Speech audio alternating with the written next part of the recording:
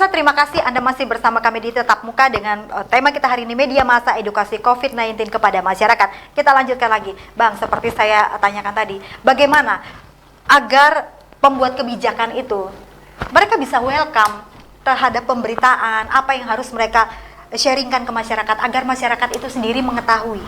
Oke, memang di zaman seperti ini ya, di situasi seperti ini kita agak susah untuk mendapatkan narasumber mau berbicara langsung, terutama tatap muka. Tetapi PWI selaku organisasi sudah mengeluarkan seruan sebetulnya kepada para pejabat di Kalimantan Tengah, ketika mereka ingin menyampaikan sesuatu, ketika ingin memberikan informasi kepada masyarakat, ayolah kita gunakan teknologi. Nah, yang sekarang sudah berjalan itu sebetulnya adalah gugus tugas. Gugus tugas itu awalnya mereka melakukan rilis tatap muka. Tetapi setelah kita keluarkan surat seruan kepada mereka, langsung mereka membatasi rilis tatap muka. Nah, sekarang menggunakan fasilitas streaming di media sosial. Nah, saya pikir juga narasumber-narasumber yang lain bisa memanfaatkan itu. Kenapa? Sekarang kan bikin akun media sosial untuk sebuah lembaga kan gampang. Yang sepanjang media sosialnya ada, kemudian live streaming udah bisa. Mau dari mana saja bisa. Nah, tinggal nanti pejabat-pejabat yang bersangkutan ketika dia pengen menyosialisasikan kebijakan pemerintah, dia tinggal share. Kami mau live streaming di YouTube dengan channel ini, misalkan. Itu kan udah jalan sebetulnya. Dan jadi tidak ada alasan untuk para narasumber itu untuk dalam tanda kutip menolak pada masa seperti ini. Saya pikir tidak ada alasan. Tidak ada alasan. Sekarang kan kalau misalkan dia tidak mau live streaming pun direkam lewat video kan masih bisa. Mau dikirim lewat mana? Lewat email bisa. Mau dikirim lewat WhatsApp bisa. Semua bisa kok. Nah, tinggal sekarang niat dari narasumbernya. Niat dari narasumbernya, apakah dia memang niat memberikan edukasi ke masyarakat atau tidak. Nah, dari beberapa narasumber yang saya pernah temui dan kita pernah berdiskusi, mereka rata-rata welcome kok. Terutama kemarin dengan OJK, dengan BI, saya katakan ke mereka, kalau Anda tidak sosialisasikan apa yang disampaikan oleh Presiden, apa yang disampaikan oleh Ketua OJK, apa yang disampaikan oleh Gubernur BI, Anda akan banyak didatangin oleh masyarakat untuk memprotes kebijakan Anda, dan itu terjadi di Kalimantan Tengah terjadi kok. Dalam beberapa hari ini saya sering melihat ada beberapa warga yang akhirnya mendatangi kantor OJK untuk memprotes kebijakan-kebijakan itu. Makanya kemarin waktu saya ketemu dengan Pak Oto saya bilang Anda harus live streaming, Anda harus sosialisasikan kebijakan-kebijakan OJK supaya masyarakat mendapat edukasi. Bagaimana sih program relaksasi kredit itu? Bagaimana keringanannya? Apa saja? Kan itu macam-macam, tergantung pilihan. Pengurangan bunga, penundaan pembayaran, atau mungkin review tahun berjalan. Itu kan bisa, tergantung masyarakat memilih. Nah, kemarin alhamdulillah kita ketemu dengan Pak Kepala BI, kita ketemu dengan Pak Oto selaku Ketua OJK. Dia sudah berjalan. Seharusnya pun yang lain tidak hanya OJK saja, tetapi yang lain pun, yang lain juga yang terlibat dan yang memang merasakan juga dampaknya, seharusnya idealnya seperti memang itu.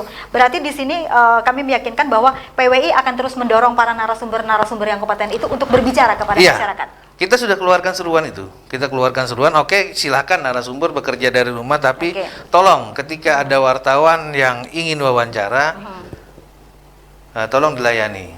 Apakah itu lewat telepon, apakah itu lewat WhatsApp, atau mungkin dia merekam dirinya sendiri menjelaskan apa yang ingin ditanyakan wartawan.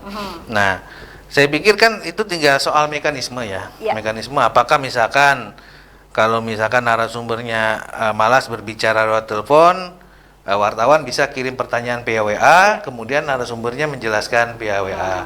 Nah, sekarang kan yang sudah berjalan itu Kepala Dinas Kesehatan berjalan seperti itu. Ketika ada pertanyaan masuk ke WhatsApp-nya dia jawab melalui akun media sosialnya, dan itu boleh dikutip. Bertemu dan itu juga sekarang kan berjalan. Gubernur juga seperti itu sekarang. Ketika WhatsApp dari wartawan masuk, mempertanyakan soal kondisi terakhir, beliau akan jawab di media sosialnya, dan media sosial beliau kan boleh dikutip. Termasuk ada beberapa pejabat yang saya temui, dia bilang ya saya jawab pertanyaan wartawan, tapi mungkin saya tidak langsung balas di WA-nya, dia balas lewat media sosialnya. Berarti seharusnya tidak ada lagi alasan untuk para pemangku kebijakan yang berkompeten untuk mensosialisasikan program-program mereka mungkin di sini. Iya. Oke. Dan semakin jawaban-jawaban seperti itu kan semakin disembunyikan semakin akan menghantui.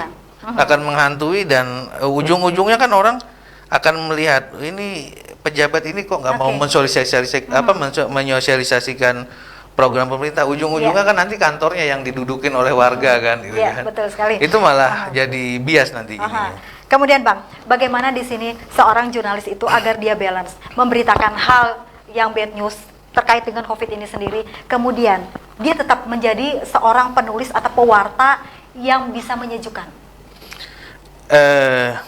Itulah yang memang saya tidak katakan ini persepsi yang salah ya, tapi ini mungkin ditanamkan ketika kita dari awal menjadi jurnalis bahwa bad news is good news. Nah, dalam beberapa tahun terakhir ini saya memang sedang berjuang sebetulnya, dan ini sudah mulai terjadi bahwa saya katakan ke kawan-kawan, tidak semua berita bagus itu jelek, tidak semua berita jelek itu akan menjadi berita bagus dan akan booming, gitu ya.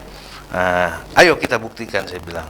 Kemudian bagaimana untuk menggeser paradigma dari masyarakat sendiri, Bang? Ketika segmentednya itu misalnya, oh ini paling keren nih berita kriminal, oh paling keren ini berita kematian COVID misalnya, membuat masyarakat itu sendiri berpikirnya menjadi berbalik gitu loh, Bang. Saya tidak tahu, tapi realitanya begini, media cetak di Kalimantan Tengah itu sudah bergeser. Sudah bergeser, dan kita boleh. Berarti diawali dari si medianya ini sebagai apa, untuk mempersuasif masyarakat sendiri. Betul. Di Kalimantan Tengah ini saya memperhatikan dalam 1 tahun terakhir terutama berita-berita yang berdarah-darah itu sudah jarang jadi headline. Itu yang pertama. Tapi memang itu ada faktor-faktor yang mempengaruhi. Faktornya mempengaruhi adalah kebijakan media atau memang dari sisi pengangkatan isu. Nah, biasanya kebijakan media itu dipengaruhi oleh kebijakan dari periklanan. Biasanya kebijakan periklanan itu cukup mempengaruhi dalam pemberitaan, atau memang kebijakan redaksinya yang memang tidak menonjolkan berita-berita yang berdarah-darah. Nah, itulah pola-pola seperti itu yang sekarang saya bilang ada perubahan paradigma di media-media Kalimantan Tengah, dan saya senangnya begini, kita bersaingnya sekarang itu lebih banyak ke berita-berita yang tidak berdarah-darah, tidak lagi duluan dapat gitu. Nah, kalau sekarang kan liputan sama-sama, isunya sama, penggarapannya seperti apa? Lab newsnya seperti apa? Kemudian penggarapannya dari sisi mana? Sekarang kan persaingan kan lebih ke sana. Dan kalau misalkan media cetak terutama atau media online lebih mengedepankan bad news is good news, saya pikir itu akan ketinggalan. Karena apa? Karena pembaca kriminal pun juga semakin berkurang. Apalagi di situasi seperti sekarang ini. Betul. Kriminal di tengah COVID sudah jatuh tertimpa tangga, tertimpa palu lagi. Betul. Kemudian Bang, menulis menjadi sebuah seni. Karena ini memang seni, bagaimana kita menyampaikan pesan kepada komunikan itu sendiri.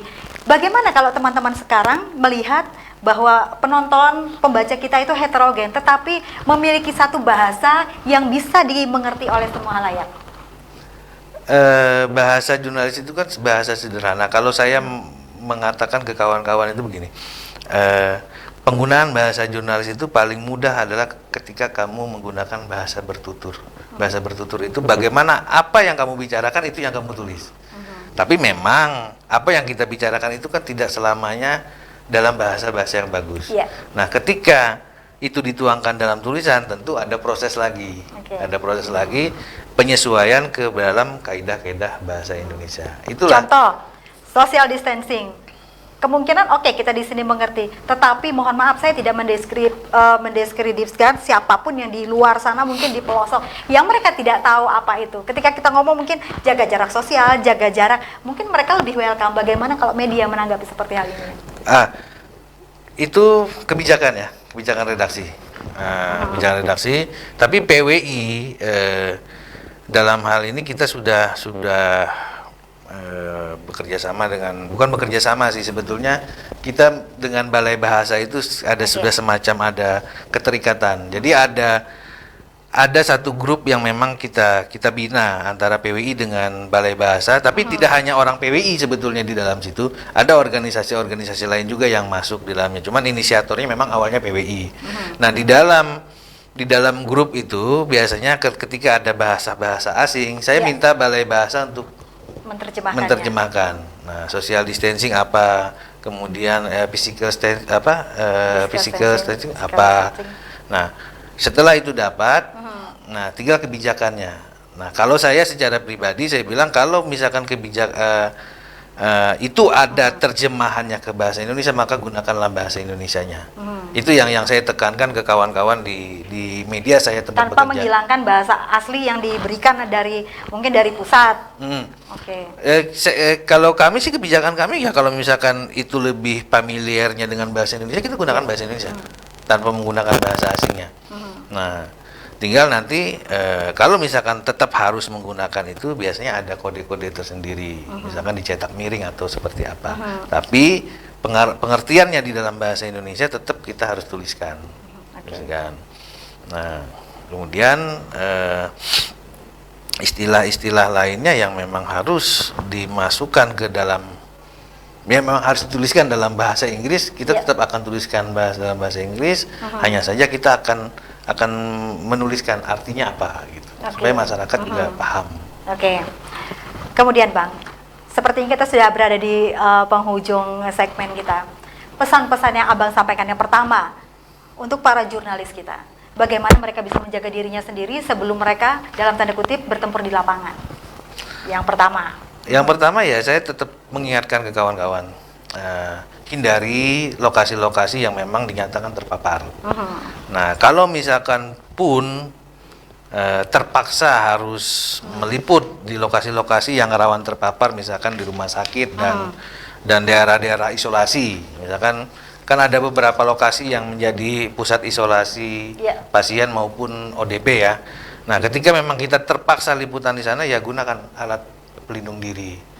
Masker, standarnya kan masker, sarung tangan. Dan kalau misalkan tidak ada baju pelindung nggak apa-apa, tapi masker, sarung tangan dipakai. Tapi saya menyarankan kepada kawan-kawan, setelah selesai liputan segeralah pulang dan bersihkan diri. Mandi itu yang paling penting. Mandi. Nah, setelah bersih semua, ya kawan-kawan juga menjaga diri dengan menambah asupan vitamin, makanan-makanan yang bergizi. Itu yang paling penting. Makanya saya bilang dari awal tadi, saya bilang bahwa corona juga tidak selamanya baik, tidak selamanya buruk ya. Kenapa? Dengan adanya corona ini kita sudah terbiasa hidup bersih. Saya nggak tahu kalau kawan-kawan yang lain, tapi saya selalu himbau kawan-kawan, ketika sampai rumah hal pertama yang kita lakukan adalah cuci tangan atau cuci kaki. Dan itu kan memang diajarkan sebetulnya dari dulu. Nah, kemudian itu yang pertama. Yang kedua, bagaimana si wartawan itu atau jurnalis itu sendiri bisa memberikan berita yang berimbang antara good news dan bad news di tengah corona seperti sekarang ini. Jadi tidak hanya mengutamakan rating bahwa corona itu jelek sekali seperti ini, tetapi tidak ada hal yang positif. Imbangi dong dengan berita-berita positifnya. Imbangi dengan berita-berita positif. Contohnya, oke, corona adalah virus. Virus yang menyebabkan ribuan orang meninggal dunia. Tetapi kan ada positifnya, perubahan perilaku. Kemudian berita positif lainnya adalah masyarakat sekarang lebih dekat dengan keluarganya. Yang dulunya misalkan dia lebih banyak berada di luar rumah, sekarang kan lebih banyak berada dalam rumah sehingga lebih dekat dengan keluarga. Hal-hal seperti itu kan perlu diangkat sebetulnya. Berarti ada hard newsnya, kemudian di baliknya ini kita mencoba untuk memberikan yang soft newsnya kepada masyarakat. Jadi supaya berimbang, ada dampak baik dan ada dampak buruk dari kasus menyebarnya COVID-19. Nah, saya berharap ketika ini selesai, kebiasaan baik ini terbawa sehingga tidak ada lagi virus-virus semacam COVID-19 yang menghantui masyarakat. Oke, kesimpulannya Bang, dari pembicaraan kita pada malam hari ini, untuk masyarakat juga dan untuk para jurnalis kita di luar sana. Ya, kesimpulannya kepada para jurnalis saya tetap berharap, artinya dalam membuat sebuah pemberitaan, utamakanlah pemberitaan-pemberitaan yang menyejukkan, tidak melulu mengangkat kasus-kasus yang terjadi. Yang paling harus kita lakukan sekarang adalah membantu pemerintah untuk memulihkan keadaan.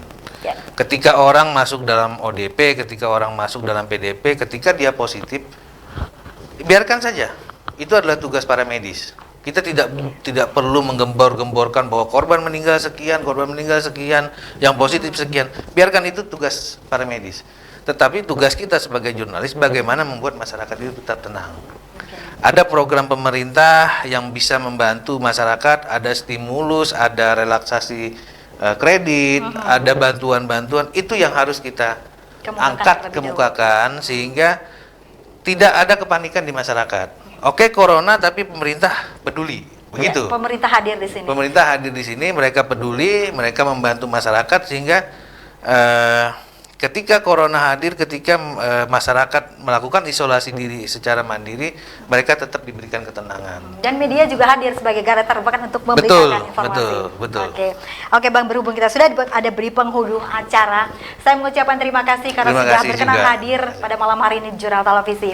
Pemirsa, pesan dari kami Persatuan Wartawan Indonesia dan juga keluarga besar Jurnal TV, jangan lupa Anda berdoa, cuci tangan, pola hidup bersih dan sehat, jauhkan dahulu kerumunan, kemudian jaga jarak aman Anda, rajin berolahraga, dan tetap sehat. Akhir kata, saya Olivia Teja bersama teman-teman yang bertugas pada hari ini pamit undur diri dari hadapan Anda.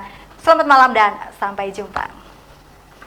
Terima kasih. Terima kasih banyak.